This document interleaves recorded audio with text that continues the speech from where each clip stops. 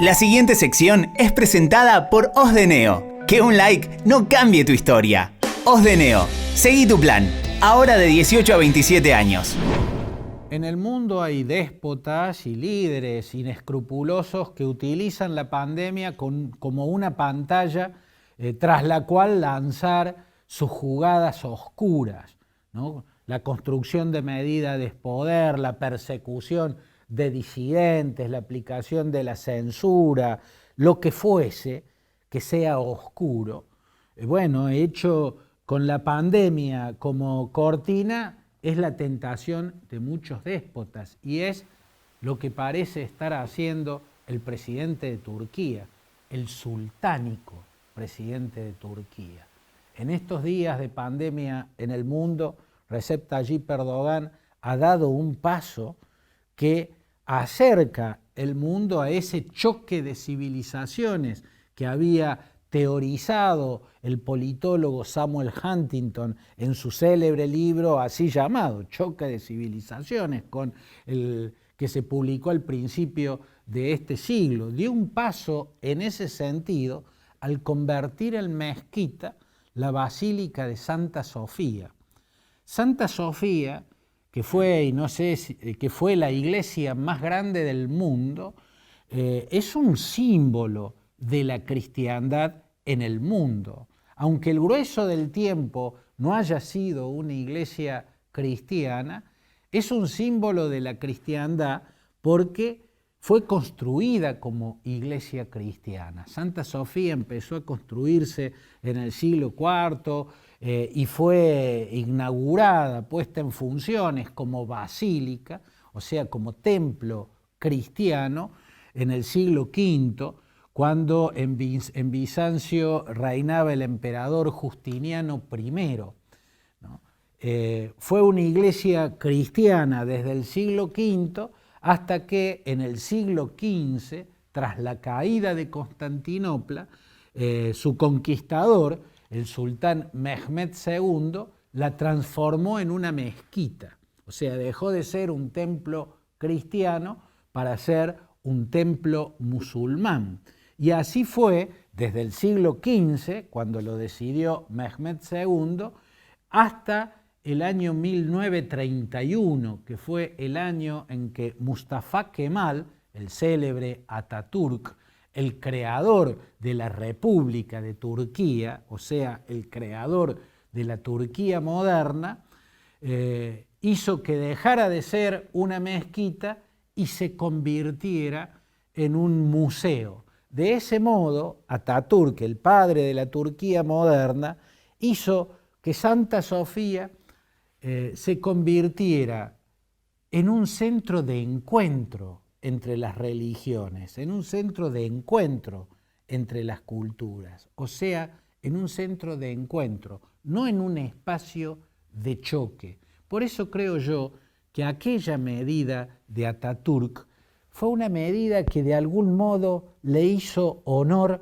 al nombre de ese gigantesco edificio y tan hermoso edificio, porque Santa Sofía se llama así no en homenaje a una mujer buena y virtuosa que se llamara Sofía, a una santa que se llamaba Sofía, no, es un homenaje al libro de las sabidurías del Antiguo Testamento. La palabra Sofía no es el nombre de una mujer en este caso, sino que viene de Sofos, la palabra griega que significa conocimiento, conocimiento en el sentido de sabiduría.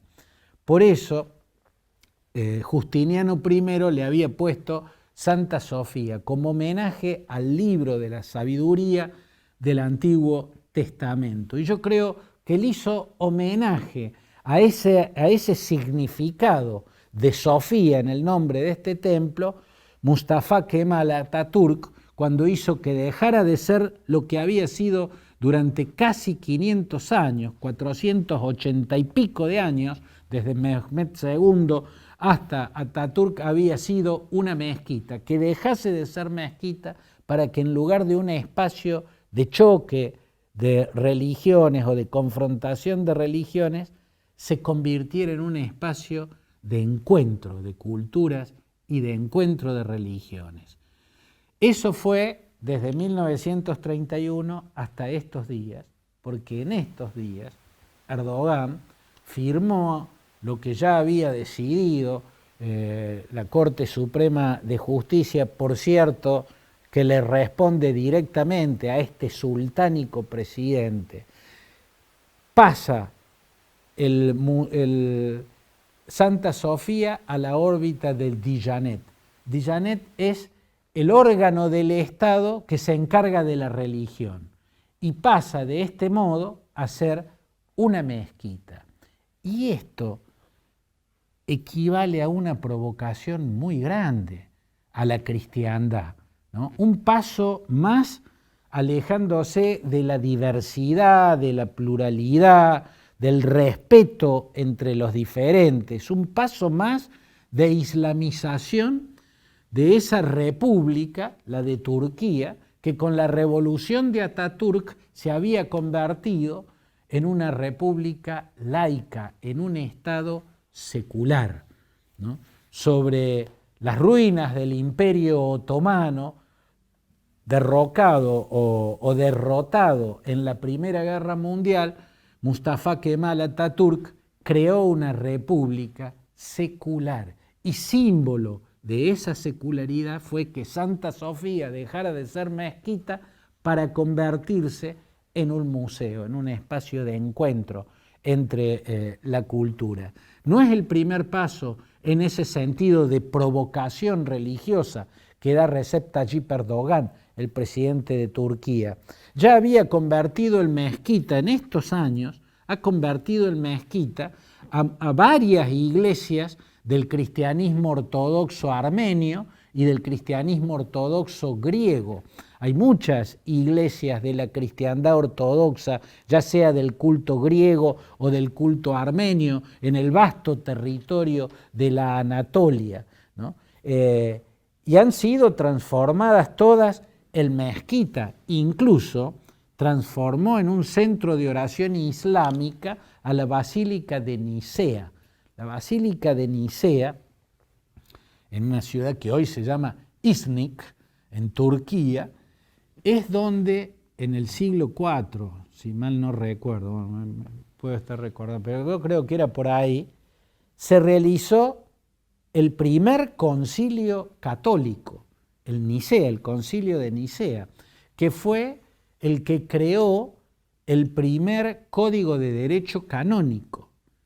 Por lo tanto, por haber nacido ahí el primer código de derecho canónico y por haberse realizado ahí el concilio de Nicea, que fue el primero o uno de los primeros concilios de la Iglesia Católica, esa basílica en la actual Iznik debía ser respetada como tal y la convirtió en mezquita, ¿no? Por lo tanto, ahí ya estaba tirada. Pero ¿cuál es la diferencia entre las iglesias cristianos armenias o cristiano ortodoxa griega o la Basílica de Nicea que Erdogan ha convertido en mezquita con Santa Sofía?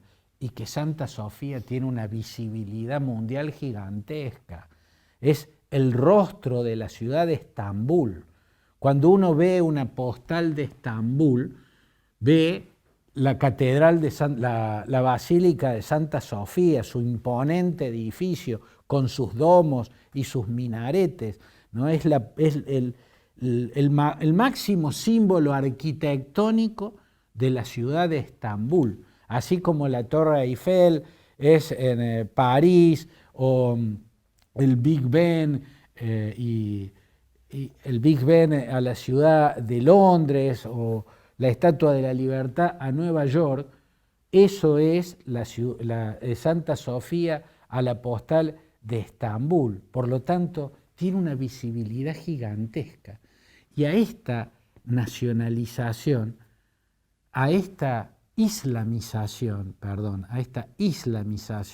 de Santa Sofía, no la hizo Osama Bin Laden o Ayman al-Zawahiri, no la hizo el presidente de Turquía. Yo cito esos nombres del terrorismo ultraislamista, ¿no? Aquel que con el inicio de su accionar le dio fuerza a la teoría de Samuel Huntington, la teoría del choque de civilizaciones. Lo cito porque al anunciar su decisión, ¿no? o al firmar la conversión en mezquita de lo que fue el Museo de Santa Sofía, Erdogan dio un discurso en el que dijo que acá se inicia un trayecto, ¿no? que es el renacimiento del Islam, desde Bujará hasta Al-Andalus. Bujará es una ciudad de Uzbekistán muy simbólica del islamismo centroasiático, y Al-Andalus es la actual Andalucía, ¿no? Al-Andalus era el nombre que tenía cuando era parte del califato de Curtuba, ¿no? Que Erdogan haya dicho que esto es parte de un renacer del Islam que irá desde Bujará hasta Al-Andalus, ¿no? Parece el discurso de un Osama Bin Laden o de un Ayman al-Zawahiri o de un Mullah Omar, el líder de los talibanes afganos, o de Abu Bakr al-Baghdadi, que era el líder de ISIS, del Estado Islámico. Lo dijo el presidente actual de Turquía, Recep Tayyip Erdogan. Por eso es tan preocupante. Aunque haya pasado desapercibido, porque los medios solo tienen ojos para seguir las cifras del coronavirus en el mundo, aunque haya pasado desapercibido, por lo menos no haya generado la atención que merece, en esta página sí le damos la atención que merece.